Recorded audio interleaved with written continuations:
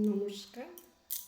আজ আমি দেখাচ্ছি এই বাঁশের কঞ্চি দিয়ে হ্যান্ডেল ব্যাগ।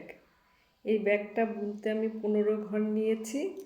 এই স্কেল দিয়ে 4 ফিট করে ফিতা কেটেছি, তার সাথে কেচি দিয়ে এই ফিতাটা কেটে এই হ্যান্ডেলওয়ালা ব্যাগটা বুনেছি। এই ব্যাগটা বুনতে আমাকে 15 ঘর লাগছে। এই যে এখানে দেখুন, এই 15 ঘরটা আমি বুনে তারপরে পরের লাইনটা যে 7 নম্বর ঘরটার থেকে বুনতে হবে। বোনার পরে এরকম করে আমি 1 হাতের মতন এটা বুনেছি। আপনি 2 হাতও বুনতে পারেন। এটা বুনতে হবে। বোনার পরে আমি এই যে 4 এই পোর্শনগুলো যে এটা আলাদা আলাদা করে আমি 5 লাইন এইদিকে এইদিকে একটা বুনেছি, এইদিকে একটা বুনেছি, আবার এইদিকে আলাদা এরকম করে বুনতে হবে।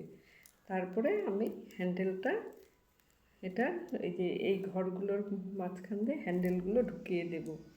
আর হ্যান্ডেলের যে ফিতাগুলো আপনি ফিতা দিয়ে জড়িয়ে দিবেন।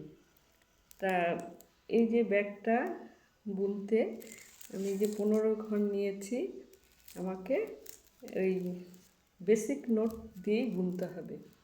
এইভাবে বুনে আমি ধরুন 15 ঘর বোনার পরে আমি এগুলো আলাদা পার্ট করেছি। তা এই বেসিক নোট তো আপনারা বুনতেই পারবেন। এটা এইভাবে বুনে একদম পুরাটা লাইন এইভাবে উঠিয়ে এটাকে এইভাবে বুনতে হবে। তারপরে আপনি যদি এখানে একটা ফুল করে ডিজাইন দিতে পারেন সেটাও করতে পারেন। এর আগে ফুলগুলো দেখিয়েছিলাম। এটা দিয়ে এইভাবে আপনি একটা এই ফিতা দিয়ে এটা বেঁধে দিলেন, এইভাবে বুনতে পারেন। এর থেকে যদি আপনি বড় করতে চান তাহলে 25-20 ঘর নেবেন বা 30 ঘরও নিতে পারেন, তাহলে এটা বড় একটা ব্যাগ হবে। আর হ্যান্ডেলগুলো আপনার বড় নিতে হবে। বাঁশের যে লাঠিগুলো চিকন চিকন লাঠি হয়, ওগুলো বড় দেখে নিয়ে এগুলো তো এইভাবে নিয়ে এই ব্যাগগুলো ব্যবহার করতে পারেন।